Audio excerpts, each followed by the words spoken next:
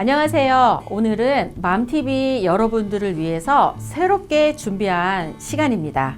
엄마들을 위한 퍼스널 브랜딩 클래스로 준비했습니다. 요즘 아마 퍼스널 브랜드 하는 이야기들이 되게 많잖아요. 그래서 오늘은 왜 엄마들에게 퍼스널 브랜딩이 필요한지에 대해서 설명을 드려볼까 합니다. 가장 쉬운 이야기로 하자면 일의 미래가 바뀌었습니다. 그래서 우리 아이들이 컸을 때 일할 수 있는 환경도 바뀌었고요. 그 다음에 남편만 믿고 살기에도 남편의 일의 미래가 불확실합니다. 그리고 이 방송을 보는 엄마들이 지금 워킹맘이라면 아마 현실적으로 느끼실 거고요. 전업맘이다 라고 하면 세상이 이렇게 바뀌는구나를 좀 인식하고 퍼스널 브랜드를 좀 준비를 해야 되겠다라는 생각을 오늘 이 방송을 통해서 하실 수 있으면 좋겠다는 생각이 드네요. 자, 그러면 도대체 어떻게 바뀌었길래 내가 뭘 준비해야 되는지, 그리고 그게 퍼스널 브랜드하고 어떻게 연관이 되는지, 그걸 저와 함께 시간대별로 조금 나눠서 설명을 좀 해볼까 합니다. 가장 이런 생각을 좀 한번 해보면 좋을 것 같아요. 만약에 컴퓨터가 여러분의 자녀를 인터뷰한다. 1차 면접을 컴퓨터가 본다고 한번 가정해 봅시다. 그러면 우리 아이는 어느 대학을 나왔고 학점이 어느 정도고 토익이 900점이고 뭐 해외 연수 경험이 있고 이런 것들의 그런 데이터만 가지고도 충분히 실력을 인정받았던 시대에서 이제 그런 아이들이 너무 많아진 거예요. 그럼 변별력이 없잖아. 근데 우리 아이가 다른 아이보다 특별하다. 지금 이걸 증명해야 되는데 그 증명하는 방법이 바로 퍼스널 브랜딩이라고 생각하시면 될 것 같습니다. 어때요? 조금 더 현실적으로 와닿았죠? 그래, 컴퓨터가 알아볼 수 있는 우리 아이의 잠재 가능성, 미래, 영향력이 있다는 걸 도대체 어떻게 알려야 될지 한번 고민을 해보는 시간이 되면 좋을 것 같고요. 자, 저랑 시간 여행을 좀 다녀오도록 하겠습니다.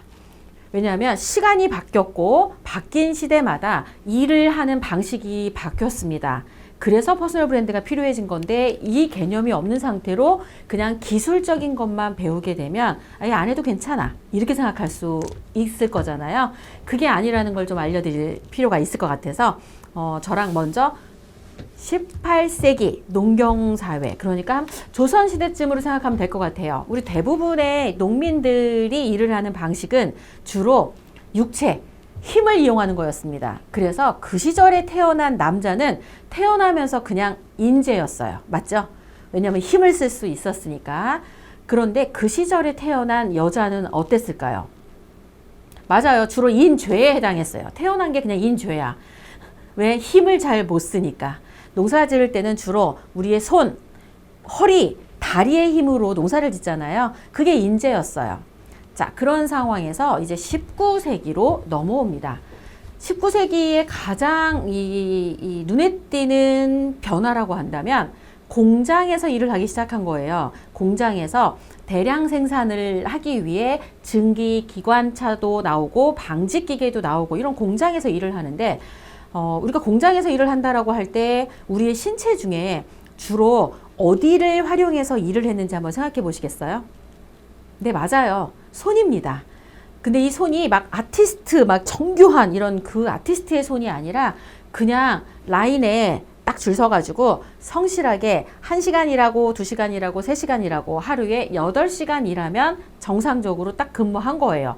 그런데 일을 좀 더 많이 해야 돼. 그러면 저녁에 야근을 하겠죠. 그럼 야근을 몇 시간 했는지. 근데 그때도 일을 더 해야 돼. 그럼 언제 해요? 주말에 일하죠. 그러면 특근 수당 막 이런 거 받았잖아요. 결국은 이 산업혁명 시대에 시간별로 일하는 노동자들은 라인에서 성실하기만 하면 인재로 인정받을 수 있었습니다. 그리고 시키는 일을 하면 됐어요. 뭐 창의적으로 갑자기 거기서 본인이 다르게 무언가를 했다. 그러면 이거는 불량하고 연결이 되는 거고 많은 시간 일하면 대량 생산을 할 수 있었기 때문에 충분히 인재로 인정받을 수 있었죠. 자, 그러면 그때 그 시절에 일하던 그 노동자들이라고 하죠. 인재라고 하는 사람들은 주로 공장에서 무슨 색깔 옷을 입고 일을 했을까요? 그렇죠. 파란색 노동복 차림을 입고 일을 했기 때문에 우리 보통 블루칼라 워커라고 얘기하죠. 그 단순 육체 노동을 하는 블루칼라 워커들은 성실하기만 하면 됐어요. 시키는 일을. 그 다음에 오래 일하면 충분히 인정받을 수 있는 시대였습니다. 자, 그런 시대에서 이제 20세기로 다시 이동합니다. 20세기에 가장 괄목할 만한 발명품 뭔지 혹시 아시겠어요? 네, 컴퓨터입니다. 컴퓨터가 나오면서 이제 일자리에 대변혁이 일어납니다. 공장이 아니라 이제는 어디에서 일을 해요? 네, 회사의 빌딩 안에서 사무실에서 일하는 사람들이 많이 생겼죠. 그런데 이 일하는 사람들은 이제 어떤 조건을 가진 사람들만 빌딩 안에서 일을 하게 되어 있거든요. 화이트 칼라라고 하는 사람들이 주로 거기에 해당해요. 흰색 옷을 입고 주로 일을 하잖아요. 이 사람들은 주로 다 자격증을 소지하고 있습니다.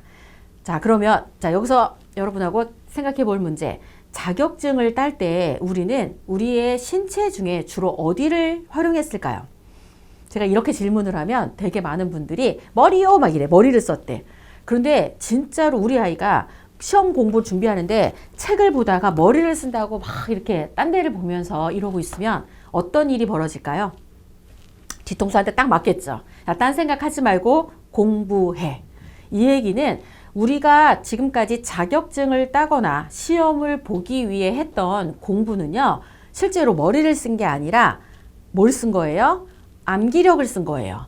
눈과 손과 엉덩이의 힘으로 버티고 앉아서 정해진 양을 여기다가 집어넣었어, 머리에다. 그리고 어떻게 했어? 시험을 봤어요. 시험을 보고 자격증을 따고 나면 이 분야에 대한 정보를 알고 있다라고 가정을 하고 이 사람을 어떻게 인정을 했어? 네, 맞아요. 그 자격증을 가진 면허를 가진 전문가로 인정을 했어. 이게 바로 20세기 정보사회에 우리가 일해왔던 방식입니다. 그런데 이런 사람들을 우리는 주로 다 사자 돌림으로 얘기해요. 의사, 변호사, 회계사, 판사, 검사, 교사. 어때요? 우리가 알고 있던 굉장히 그럴듯하고 좋은 직업들은 전부 다 그렇게 고도의 정신노동을 하는 사람들이고, 이 사람들이 지금까지 공부해왔던 건 책을 통해 책에 있는 내용을 머리로 옮겼다가 시험을 보고 그 다음에 자격증을 가진 상태로 일하는 그런 인재들만 유용했던 사회였습니다. 그런데 문제는 21세기로 넘어오면서 이 사람들이 하는 일을 누가 침범하기 시작했을까요? 네, AI, 인공지능이 대체하기 시작했습니다. 변호사 500명이 할 일을요, 한 명의 로봇 변호사가 처리합니다. 난 그러면 의사를 시킬까? 그럼 의사는 안전할까요? 의사, 왜 YBM의 왓슨이라고 하는 의사는 환자 진단도 하지만 의료 심사 평가까지 합니다. 그러면 사람이 할 수 있는 거니까 요리를 해야지? 진짜 그렇게 생각하세요? 일본에 초밥이 되게 유명한 거 아시죠? 초밥 체인점 2위 하는 업체에는요, 사람 요리사가 없어요. 로봇 변호사가 매번 뭐까지 밥알 개수까지 똑같이 조리를 해갖고 만드는 초밥 전문점이 프랜차이즈 2위예요. 그러면 사람이 할 수 있는 거, 그래, 기사 쓰고 글 쓰는 건 내가 해야지. 진짜 그렇게 생각하세요? 알고리즘에 의해서 야구 경기가 딱 끝나잖아요. 그러면 데이터에 딱 입각해서 기사를 써냅니다. 몇 회 말에 누가 적시타를 쳐서 몇 대 몇으로 이겼다. 이거 로봇이 쓰는 거예요. 그러면 머리를 고도로 쓰는 증권가에서 일하는 애널리스트, 분석하는 건 사람이 할 수 있으니까 그 직업을 선택해야지 라고 생각하실 수 있을 것 같아요. 그런데 지금 과거의 데이터에 기반해서 훨씬 더 적중률도 높고 실패 확률이 낮은 그런 증권 시황을 분석하는 로봇도 이미 나와 있습니다. 그러면 사람이 할 수 있는 거니까 사람과 사람이 만나서 하는 일은 내가 할 수 있을 거야, 이렇게 생각하시고 계시잖아요. 그런데 사람의 마음을 읽어주는 로봇도 나왔습니다. 오히려 사람보다 더 따뜻하게 배려해주고 챙겨주고 애완견으로 쓸 수 있는 로봇도 나왔다는 거 이미 알고 계시죠? 청소 이런 건 물론이고요. 자, 그러면 이렇게 수많은 영역에서 점점 인공지능이 약진을 하고 있는데, 여러분은, 여러분의 남편은, 그리고 우리의 아이들은 도대체 이 인공지능이 나날이 더 똑똑해지고 더 성실하고 더 저렴해지고 있는 이 와중에 어떻게 일을 하면 좋을까요? 우리의 신체 중에 도대체 어디를 활용해서 일을 해야 될까? 이제 막 생각합니다. 마음을 써야 되나? 머리를 써야 되나? 진짜로 지금 써야 되는 건 바로 생각입니다. 아이디어. 이랬더니 어떤 분이 그러더라고요. 전두엽을 쓰면 된다고. 그럼 도대체 전두엽은 어떻게 쓸까요? 머리를 막 이렇게 흔들면 전두엽이 쓰여질까요? 아이디어로 일해본 적이 한 번도 없는 거예요. 자, 그럼 이렇게 아이디어로 일하는 노동자를 뭐라고 부른다고요? 네, 골드 칼라 워커라고 부릅니다. 아이디어 노동자. 이 사람들은요, 아주 특별한 지식을 막 이렇게 고도로 심오한 지식이 필요한 게 아니야. 자신의 분야에 관련된 지식과 얘를 활용하고 연결하는 능력만 있으면 얼마든지 돈을 버는 사회로 바뀌었습니다. 왜 우리 인터넷으로 연결돼서 내가 특별히 어떤 사업체를 소유하고 있지 않아도 내가 가지고 있는 집만 어딘가에 플랫폼에 연결하면 돈을 버는 세상이죠. 내가 굳이 택시나 이런 걸 몰지 않아도 가지고 있는 차를 그 플랫폼에 연결을 하면 돈을 벌 수 있는 사회이기도 합니다. 다른 사람이 가지고 있는 물건을 내가 대신 소개해주고 돈을 벌기도 하죠. 분명히 돈을 버는 방식이 바뀌었다는 건 우리가 공부해야 되는 방식이 바뀌었다는 거예요. 자, 이렇게 세상이 바뀐 세상에서 그럼 이제부터 우리는 뭘 써야 된다고요? 맞아요. 아이디어를 써야 되는 거야. 근데 이 아이디어는 도대체 어떻게 훈련할까요? 써본 적이 없는데. 시키는 일만 하는 사람들은요, 절대로 아이디어를 만들어내지 못합니다. 그리고 우리는 지금까지 딴 생각을 하거나 줄을 삐뚤어쓰거나 이러면 혼나는 세대에 살고 있었잖아요. 근데 이제는 튀어야 돼.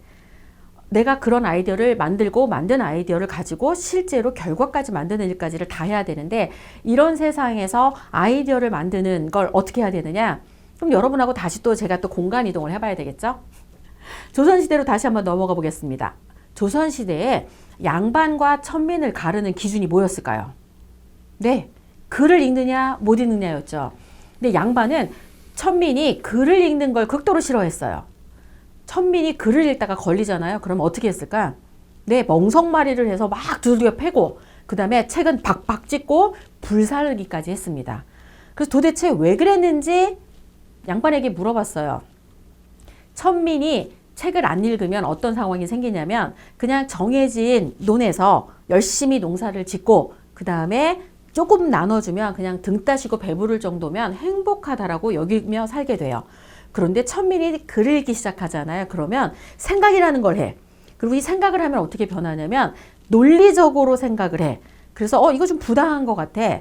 내가 이렇게 열심히 일하는데 나한테 조금 더 줘야 될 것 같아. 근데 이걸 양반에게 어필할 수 있습니다. 그런데 책을 읽으면 체계적으로 어필할 수 있고요.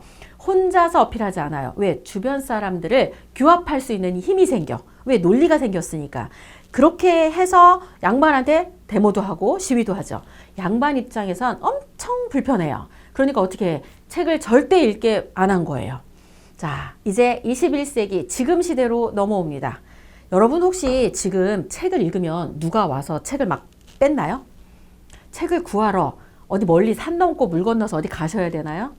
그냥 딱 누르면 아침에 주문하면 저녁에 와 있기도 하죠. 21세기 지금 시대에 책을 읽지 않는다는 건 자발적 천민으로 사시겠다고 결정한 거예요. 당연히 부자로 살 수 있을까요? 없겠죠? 네, 맞습니다. 이제 조금 정리를 해드리자면 시대가 바뀌었습니다. 18세기 농경사회에서 19세기 산업혁명 시대를 지나 20세기 고도로 정보화된 사회를 넘어서 이제 어지간한 정보는 검색하면 다 나오잖아요. 21세기는 지식 창조 사회로 바뀌었습니다. 지식 창조 사회에서는 아이디어를 가지고 먹고 살아야 되는데 그럼 이런 아이디어를 하기 위해 뭘 해야 된다? 맞아요. 여러분은 책을 읽기 시작하셔야 됩니다. 글을 읽고 내가 누구이고 내가 어디로 가야 되고 무엇을 해야 되는지를 스스로 결정하고 스스로 증명하며 살아야 되는 시대가 온 거예요. 요즘 코로나 때문에 사람들을 많이 못 만나죠. 그 얘기는 사람을 만나서 설득하는 시대도 아니라는 뜻이야. 이제 어디를 통해 설득해야 된다? 네. 온라인을 통해서 여러분이 누구인지, 우리의 자녀가 어떤 역량을 가지고 있는지, 얼마나 성실하고 훌륭한지를 증명하고 보여줘야 되는데 이 모든 과정이 뭐랑 연결되어 있다? 네, 퍼스널 브랜딩하고 연결되어 있습니다. 자, 오늘은 첫 시간이라 왜 퍼스널 브랜딩이 필요한지를 여러분에게 설명을 드렸어요. 시간이 바뀌었고 세상이 바뀌었고 일의 미래가 바뀌었기 때문에 내가 나를 증명하는 시대가 왔다. 그때 필요한 게 퍼스널 브랜딩이다. 요 정도만 이해하시면 될 것 같습니다.